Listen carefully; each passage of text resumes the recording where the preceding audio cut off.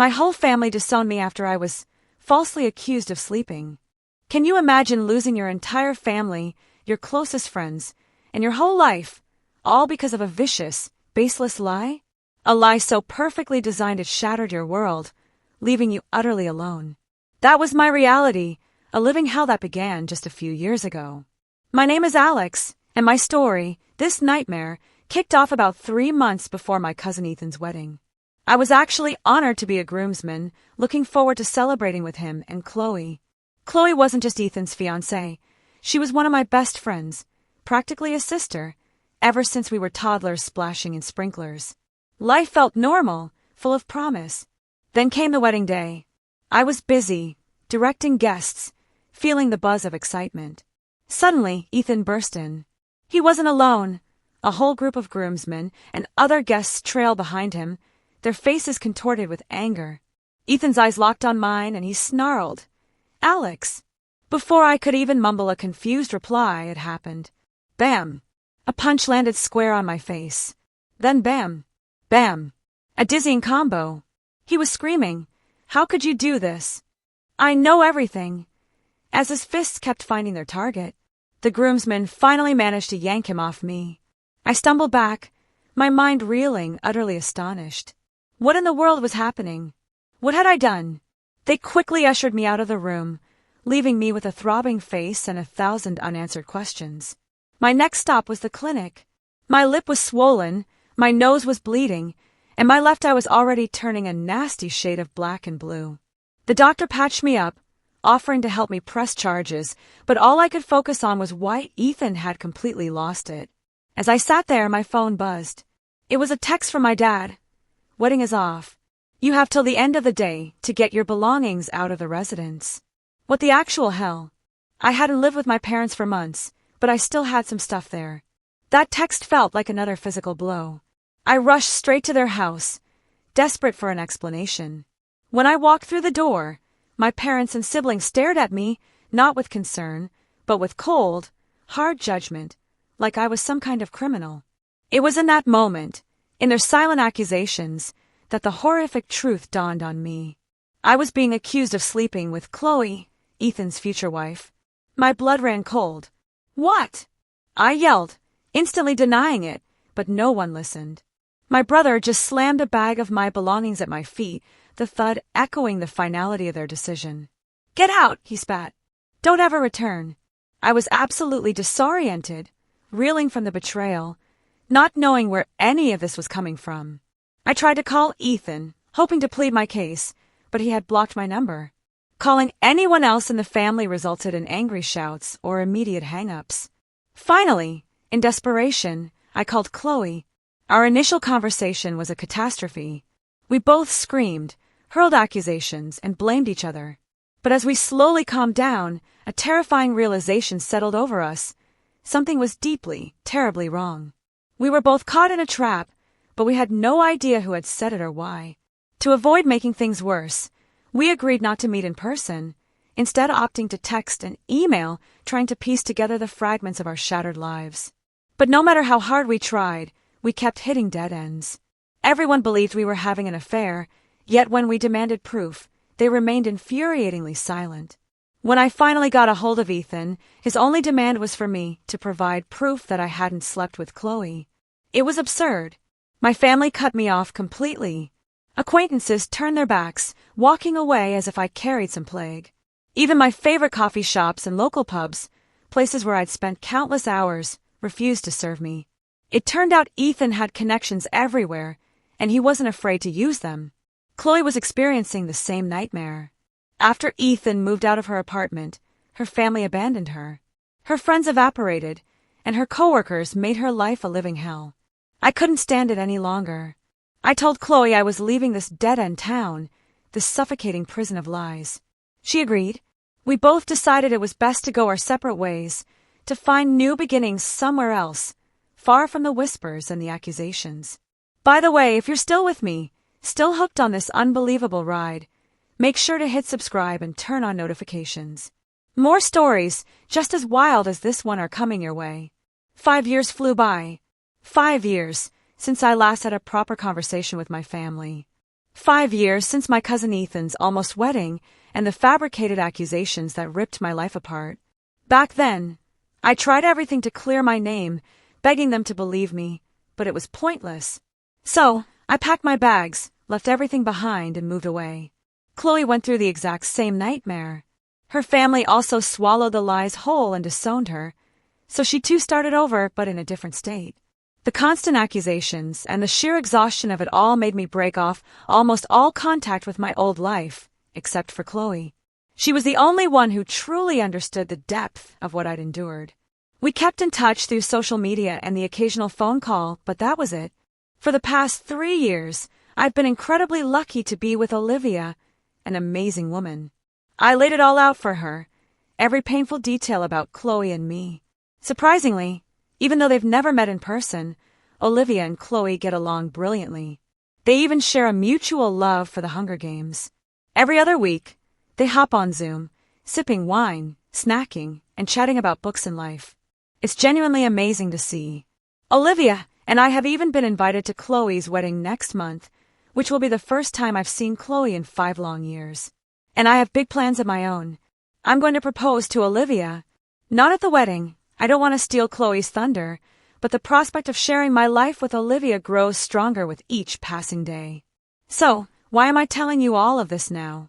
Because just last week, something happened that shocked me to my core. A ghost from the past decided to re-emerge. That day, Olivia was working from home, which she often does to avoid the dreadful traffic. Her job is pretty flexible. Me, not so much. Around lunchtime, Olivia called me. Usually, she texts when I'm at work, so seeing her name pop up on my phone in the middle of the day felt suspicious. Her voice was unsteady as she told me what had happened. After grabbing lunch at our favorite shawarma place, she returned home to find a letter posted to our door. It simply read, "We need to talk. I'll be returning tonight." There was no signature, but my name was on the door, so she knew it was for me. Olivia was terrified by the note. She locked every door, every window, and stayed inside all day. When she told me, I requested an early leave from work and rushed home. We stayed up late that night, waiting to see who left the note.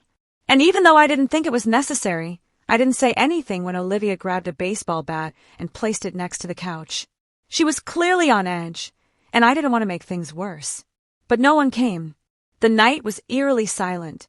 For the next 2 days, nothing. No strange notes, no unexpected visits, just an odd, disturbing silence. Then, on the evening of the 3rd day, the doorbell rang.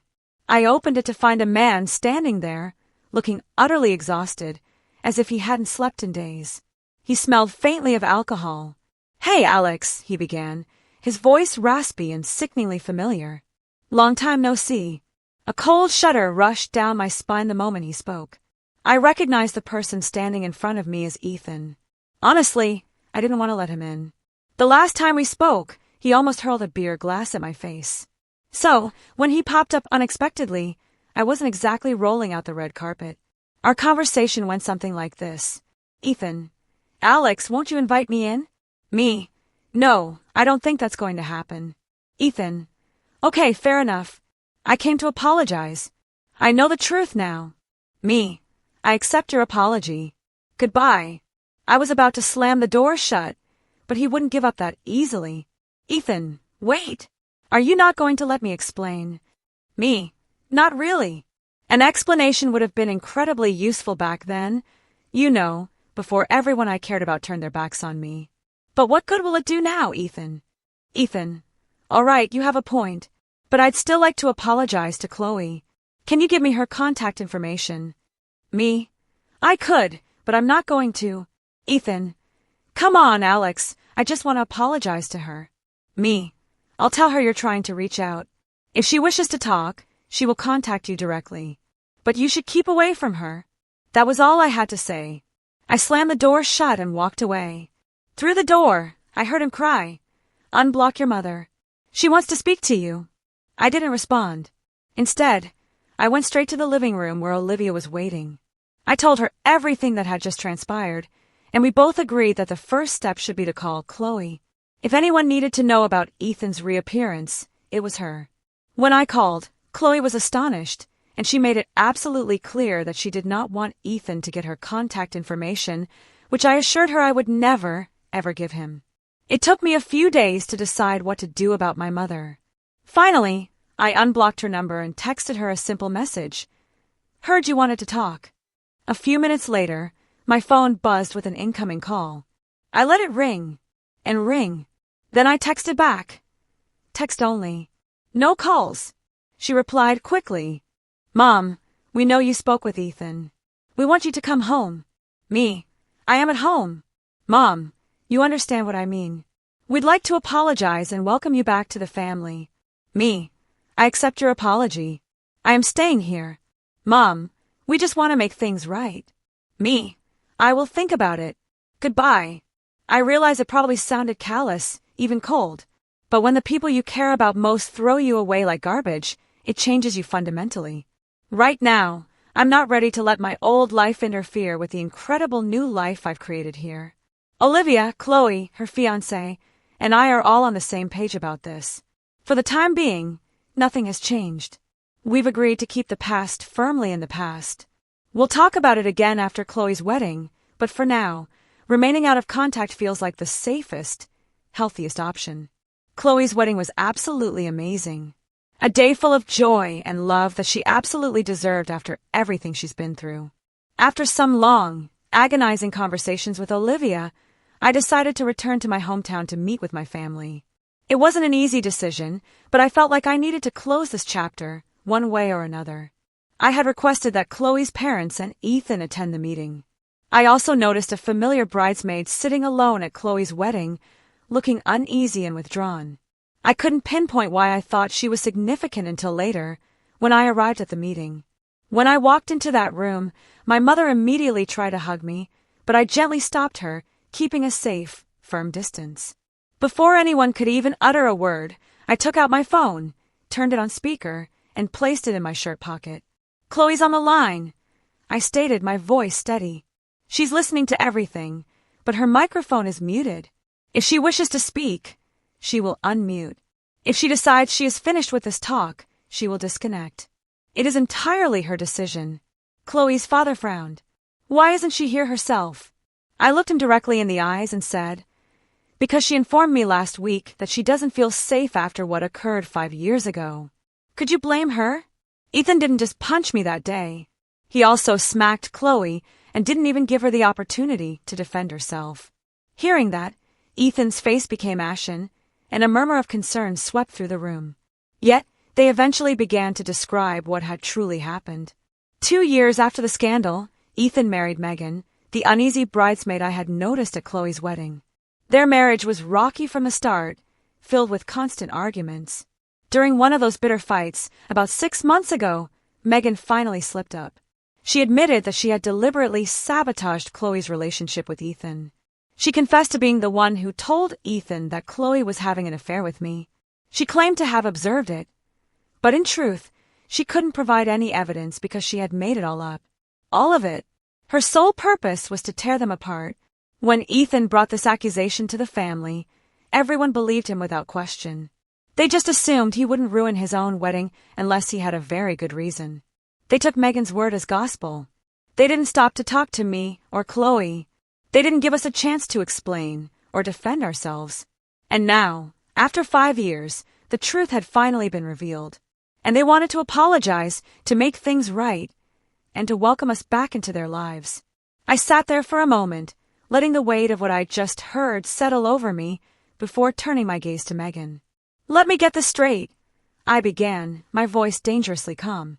You wanted to be with Ethan, so badly that you deliberately damaged Chloe's life to get her out of the way. You built your fleeting happiness on a foundation of lies, on betraying those who trusted you. Was I just collateral damage in your twisted game? How does it feel, Megan, to know that everything you built, every bit of it, was based on someone else's agonizing pain? Next, I looked at Ethan. We grew up together, man.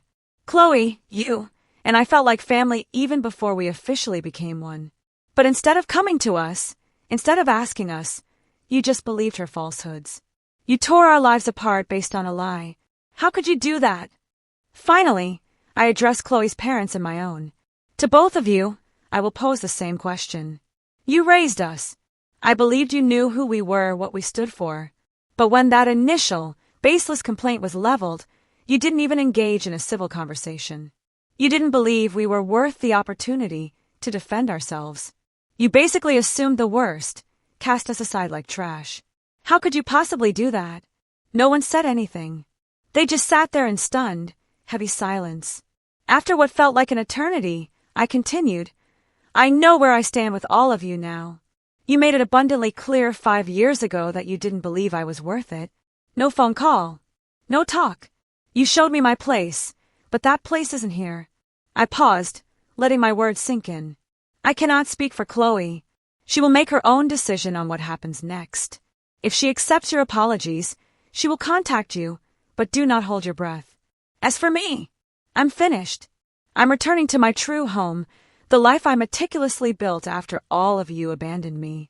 And while I'm relieved to finally know what occurred, all this pain, all this loss, could have been avoided if anyone here had exercised a shred of common sense 5 years ago. Maybe then, this would still feel like home.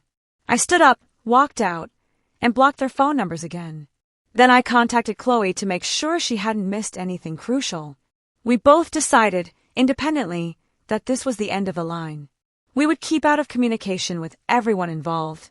The next morning, as I drove out of town, a profound sense of closure washed over me. This would be the last time I ever came back here. My future was waiting for me back home with Olivia. I already had the ring. It was finally time to ask her to marry me. And that, truly, was how my life turned a new page.